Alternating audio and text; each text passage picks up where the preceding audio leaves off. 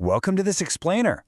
Today, we are deconstructing what has to be one of the most profoundly minimalist frameworks for emotional reflection and conflict resolution you'll literally ever encounter. I mean, it consists of exactly 11 words. Just 11 words.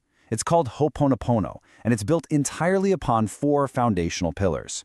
But for a lot of practitioners, this isn't just a catchy phrase, it's an active cycle. A cycle meant to be repeated, often exactly 108 times, to really, truly carve its meaning into the mind. Let's look at how such a microscopic amount of text can carry so much structural weight. Okay, let's dive into this. Here is our roadmap for today. We're going to start with the overarching 4 pillars, and then break down Pillar 1, I'm sorry, Pillar 2, forgive me, Pillar 3, thank you, and finally, Pillar 4, I love you. Section 1. The 4 Pillars. So when we talk about Ho'oponopono, we're looking at a framework. You've got to think of it structurally. It doesn't present some rambling narrative. It presents a very deliberate architecture. We're talking about 4 distinct pillars holding up the entire concept. And listen, the sequence here is absolutely vital. You can't just swap the pillars around without fundamentally changing the integrity of the whole structure. It's specifically designed to guide you through a highly specific psychological and emotional journey, moving from a place of deficit and accountability straight into a place of absolute abundance. And this brilliantly illustrates the step-by-step nature of the process. It starts with I'm sorry, steps forward into forgive me, elevates to thank you, and culminates in I love you. It's a mechanism. In meditative practices, going through these 4 steps is treated kind of like a single revolution of a wheel. You don't just stop at step 4. Practitioners will loop this exact sequence 108 times, using that rhythmic repetition to just grind away mental resistance. But, to understand why that loop works so incredibly well, we have to look closely at the gears inside it. Section 2, Pillar 1, I'm sorry.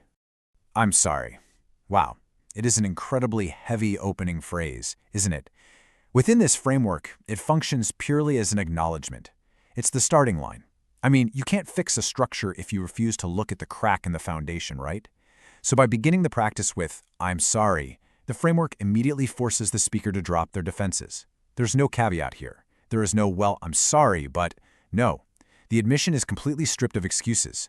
It's the naked realization that a condition exists that requires attention. I want you to just take a second to contemplate the internal mechanics of simply stating this fact. When you sit with this first pillar, you're acknowledging the current state of things. You are taking ownership. It's an entirely introspective move. It doesn't actually ask anything of anyone else yet. It is just this moment of pure, unadulterated self-awareness. It grounds the practitioner in reality, basically clearing the mental slate so that the real work of the subsequent pillars can actually begin. Section 3, Pillar 2, forgive me. Now, what's really interesting about this transition is the subtle, yet massive difference between our first 2 pillars. We're moving from stating a condition, that inward-facing I'm sorry, to making a direct request, the outward-reaching forgive me.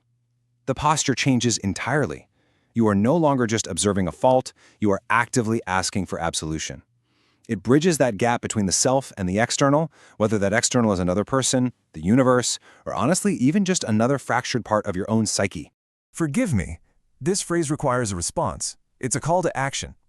While I'm sorry was the admission, forgive me is the active attempt at repair.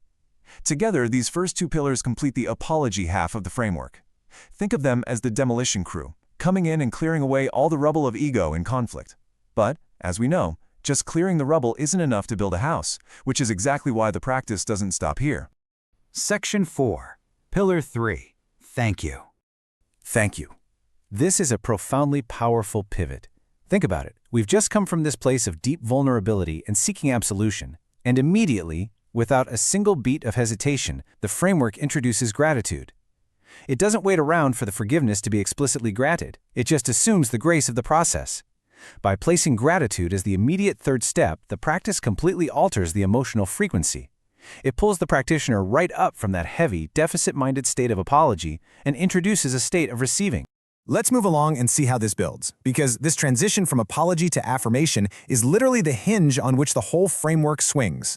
Thank you acknowledges that the request made in step 2 has real value, that the connection still exists, and that there is something to be grateful for even right in the midst of needing forgiveness. This gratitude just clears the air. It acts as the perfect, necessary stepping stone, setting the absolute ideal stage for the final and arguably most important pillar. Section 5. Pillar 4. I love you. I love you. This is the emotional peak of the process. It's the ultimate foundational pillar that the entire sequence has been building toward. After you've acknowledged the fault, asked for the repair, and expressed gratitude for the connection, you are left with this: pure affirmation. It is the ultimate restorative phrase. It seals up those structural cracks we talked about way back in step 1. It takes a remarkable amount of vulnerability to strip away conflict until absolutely nothing is left but this statement. But structurally, it provides the strongest possible conclusion to the framework. So, the crucial point is how all 4 of these phrases interlock to build a complete narrative arc: accountability, petition, gratitude, and finally, unconditional affirmation. And you know, this is exactly why the practice of repeating this 108 times is so incredibly powerful. When you cycle through these 4 pillars over and over 108 times, you aren't just reciting words. You are walking a continuous, circular path that actively processes and releases tension. You're moving from friction right back to baseline harmony again and again until it just becomes second nature. I want to leave you with a thought directly tied to your own personal experience with this framework. Look at the 4 pillars we've just unpacked. Which of these is the most difficult for you to actually say out loud? Is it the initial admission of fault? The vulnerability of asking for forgiveness? Finding gratitude in a really tough spot? Or stating that ultimate affirmation? Understanding exactly where you get stuck in this 11-word sequence might just reveal where your own emotional architecture needs the most structural support. Well, thanks for joining me on this explainer. Keep analyzing, keep learning, and I'll catch you next time.